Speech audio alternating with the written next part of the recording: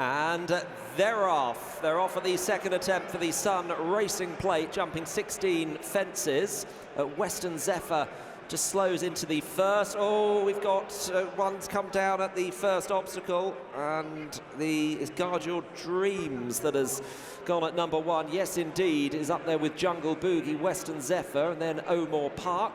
O'More Park in company with Will the Wise, and just in the 7th position or so at the moment is McClory as they go across the intersection to number 3. Booster Bob well back in the field with Jipco, Peaky Boy. Yes, indeed, didn't give that fence much respect, but got over it safely, leading Jungle Boogie, Western Zephyr, O'More Park, Moon d'Orange, the outside of Grandeur Dam with Will the Wise chasing in the green, and then down Mexico Way, Madara in the orange, followed by McClory, then Peaky Boy, Boomborn on the outside, Zurich, the cream jacket with the purple sleeves, Theatre Native well back in the field, with on the inside of the course Midnight It Is ahead of Booster Bob, Di Capo, no questions asked at the back with Embittered, and into the home straight, well back is Down Memory Lane in company with Risk in the Ground. Yes, indeed, leads to fence number 4. And over that in front of Jungle Boogie for Venetia Williams, who's won this race 3 times, as the field move on to number 5. Western Zephyr is in 3rd. Will the Wise is on the inside next in the field. All of them over that, with O'More Park next in 5th position from Moon d'Orange, and then down Mexico Way as they come. We're about to come onto the course proper and run to fence number 6. 2 out in a circuit's time. Madara still in midfield with McClory, just better than midfield. On the outside, Peaky Boy in the yellow of Grandeur Dam as Jungle Boogie takes up the running at that one as they now run down towards fence number 7. Jungle Boogie over to Yes Indeed, and then Western Zephyr from Will the Wise in 4th place. Then Moon d'Orange, O'More Park, down Mexico Way. Madara next from Peaky Boy, McClory. Jipco is in the next position ahead of Grandeur Dam and Zurich, and then Midnight It Is and Boomborn and Booster Bob and Sean Bowen towards the final third of the field ahead of Theatre Native as they come over there next. In behind Theatre Native, Di Capo, no questions asked. Down Memory Lane and Jack Kennedy, Risk in the Ground and Embittered is just about the back marker. They've just taken number 8, and on the run towards number 9, it is the 12-year-old Jungle Boogie leading under Charlie Deutsch to Yes Indeed in 2nd. Good jump, Western Zephyr, the outside at that one, with on the inner Keith Donoghue and Will the Wise. Peaky Boy, George O'Neill Jr. following with Moon d'Orange, and then O'More Park as they come over the water jump. Then down Mexico Way, Madara is still minding his own business next ahead of Jipco, and on the outside is McClory and double seeking Mark Walsh as they come over the open ditch there, and not on landing from Will the Wise, but it is still Jungle Boogie that leads the way as they run to the next plain one, which is number 12, and they come towards it now. Jungle Boogie over Western Zephyr, then Will the Wise, Yes Indeed, weakening quickly. Peaky Boy moving forward on the outer of Moon d'Orange. McClory the outside of Madara, then down Mexico Way, Yes Indeed, O'More Park, Jipco to the outside, then Zurich. Booster Bob still weighted with the dark and light blue check sleeves. They come to the ditch at the top of the hill, and Peaky Boy made a shuddering mistake at it as McClory improves on the outside in company with Madara as they're heading to the top of the hill. They've got 3 left to jump in the Sun Racing Plate. Jungle Boogie is still leading to Western Zephyr. Madara is bang there. On the inside is Will the Wise. McClory tanking along out wide. Then Peaky Boy trying to recover from that error with Moon d'Orange down Mexico Way. Zurich, Jipco, Booster Bob is on the outside, and then O'More Park, Di Capo on the inside next with Midnight It Is over the 3rd last, and Jungle Boogie headed there by Will the Wise as they run towards the home turn. Grandeur Dam pulled up at the back. Will the Wise and Western Zephyr, the first 2. Western Zephyr engaging Will the Wise. Madara is in 3rd position. Then McClory. Booster Bob is getting closer on the outside of down Mexico Way as McClory comes under pressure. Madara comes going well to challenge Will the Wise as they straighten for the 2nd last. Steering problems seemingly on Western Zephyr over the 2nd last. Madara led there to Will the Wise in 2nd, and Madara is in command here, coming to the last, thrown at him by Harry Skelton, and soars over 3 clear. Booster Bob fell at the final obstacle. Madara in front by about 4 lengths here to Will the Wise, and then Moonderons down Mexico way and McClory, but Madara making no mistake here and romps away with the Sun Racing plate. But he's improved each time, picked up really well. He's got the experience in that show today. You know, he could go wherever I wanted him to go, and sometimes, you know, you need that experience, and he took me there through well, and then once he sort of straightened up, you know, he winged the second last and then on he went. So it was a good performance.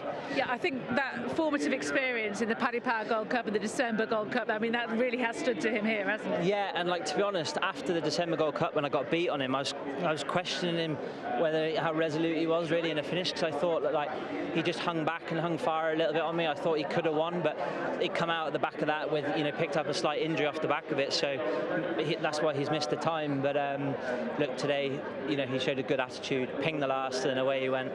Did you have any worrying moments at all? No, he got me out of trouble at the ditch, one of the ditches down the back. You know, but again, you know, you need an experienced horse to help you sometimes in that department, and he was brilliant the whole way around, and he just took me into the race, and it's a question of once I just straightened up then. You've obviously got a strong squad this week. Was this one of the ones that you were more, as a team, more confident about, perhaps? Yeah, for sure. He looked like he had a good profile coming into the race, and he was unexposed for the season. He hadn't had many races, and like, you know, I think there was a lot of improvement from the back of Kempton where he ran well, and that was probably sharp enough for him. Like, he improved a lot off the back of that, so he was definitely one that we thought would have a great chance. And you know, just to come here and get one on the board on the first day, it's, you know, when you've got a lot of rides and you're in a privileged position to have them rides, but it doesn't make a difference when you got one on the first day. To just, yeah, I've been waiting to, you know, sort of get on with this meeting for quite some time now, but it's great that we're here, and you know, just brilliant to get a winner. And we spoke immediately after the Champion Hurdle, and you regretted that it wasn't a stronger tempo. Have you had a chance to watch the race back? Have you had any other thoughts? Yeah, no, I just thought in the moment, I think, you know, from the back of 2 hours, just lacked that gear, because we hadn't gone that strong, and look, he hit rising ground, he stayed on well. Like I said, he gives £7 to them, so he's run very, very well. He's fairly inexperienced compared to what the others have done, so hopefully he might learn something from that and improve. And you know, we've got a great horse on our hands, and yeah, hopefully it's only the start of his career, really. Michael O'Leary is making a case that the mares of that standard shouldn't have a £7 allowance. So I was saying, I'm sure the Skeltons we want to hear this. Yeah, it's a difficult one, isn't it? But certainly, yeah, not my department to be making too much fuss about it. They have it for a reason, but it shows the girls are as good as the boys. And do you fancy the Aintree Hurdle with him? Yeah, I'd have thought so, something like that, 2.5. He's had a hard race there today, he's put it out there, so we'll just see how he comes out of this. Another week now this year for Aintree, it gives you a month, so that'll certainly help the trainer, but he hasn't had a lot of racing, so it's something we probably should look into. He'll tell us how he is, and we'll go from there. And finally, My Daddy Paddy, the race itself and also the Schmozzle with a second. Ran really well. I came there with a good chance, I thought, down to the last. I got caught a bit of a meat in the sandwich, but I don't think that really made any difference to the result. Look, maybe I might have got back up for second, or I might not have done, but it's about winning. Yeah, we want to win, and we didn't win. We were third, so but he ran a mighty race. Only a 5-year-old. Yeah. It's a big difference. And I think about next year as well. Yeah, and I think if he was a year older, I think when he went into the gap, I think he would have, you know, maybe had a bit more strength about him to really finish it off. A young horse, lots to look forward to, and we're glad that he's come here and showed, you know, what we think he is. Well, you're on the board. Onwards and upwards from here. Yeah, thank you. Thank you. Madara has just won the plate in the colours of Brian Drew and friends, and I said to you just now, Brian, I bet that was a bit of a comfortable watch, and you said? I said it's probably, if you lay in bed and dreamt it, that's how it would look. Everything went so well, he jumped perfectly, maybe lost a little bit of position early on, but got himself back into the top 6, 7, jumped for fun, jumped from fence to fence, quickened well down the hill, and then turned in with the afterburners yet to be deployed and pinged the last, and we enjoyed every second of him coming up the hill. Yeah, it was fantastic. And I brought a few mates, as you can see, a few mates into the horse, and it's especially pleasing to bring people into the sport and they get an experience like that. You're under a bit of pressure as the owner to give them some good experiences, and a lot of people don't have good experiences, but to bring mates into the sport and have a day like today is wonderful. And how do you know these mates? Where are they? They're mainly through work, work and friends of work friends. And did they need much persuading to come in with you? Well, it's quite a long answer to that. No, is the short one. I claimed him quickly. I claimed him at Auteuil back in late 2023, I think. And on the way home, I'd had a few Chablis, and on the way home I thought, perhaps didn't ought to have done that. So I messaged, most of these lads were in Adagio. Do you remember Adagio? Yes, I do. And enough time had passed after we lost Adagio, and so I just described them to him, said, look, I'm not selling, but if you'd like to get back involved, you'd be very welcome. By the time I got home, all shares were sold. Yeah, so it was an easy sell. Yeah, and I'm not surprised. And you've obviously had to wait a while as well, because he was having a wonderful season last season here in November and December, and then he picked up an injury. Yeah, I think he actually injured himself in that December race because he was very lame after. And then he had a tendon injury that needed a year to recuperate. And then we brought him back in fairly quietly with 2 races, one at Wetherby and then one at Kempton. And still feel there's quite a bit of juice in his mark. So this was always the plan. You know, it's a realistic target for him. I think he's a low to mid 150s chaser, and he's off 140, so it makes sense to have a go. Okay, so keep with him if people have backed him today. Yeah, I think so. I'm not sure we'll see him in a handicap again for a while, but I think he's a very, very decent 2 to 2.5 mile chaser, yeah. How about the rest of your week? Final Demand, what are you thinking? I've no idea. Tongue tie on for the first time. No idea, Lydia. I was ill all last week, and I lay in bed watching all the previews, not contagious, I hasten to add, and I lay in bed watching all the previews and everything, and I'm just, look, if the Final Demand that ran at Punchestown turns up, then we've got a fantastic chance. If the Final Demand that ran at Leopardstown turns up, we're in trouble. But he's been very, very fresh here. He looks much fitter and fresher here than he did at the DRF.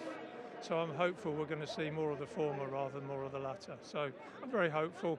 Panic Attack, I thought, was my best chance of the week. I mean, she's in phenomenal form. She's probably improved since her last win, and she's having the time of her life. I can't wait to see her run. It'll take a very good horse to beat her on Friday. I know Dino Blue is a very good horse, but she won't walk all over Panic Attack, I can tell you. Okay, well, very best of luck for the rest of the week. It sounds like you and I might be talking again. I'll let you go and enjoy this. Thanks, well done. Lydia. Thank you very much. Cheers. Watch live racing now on racingtv.com.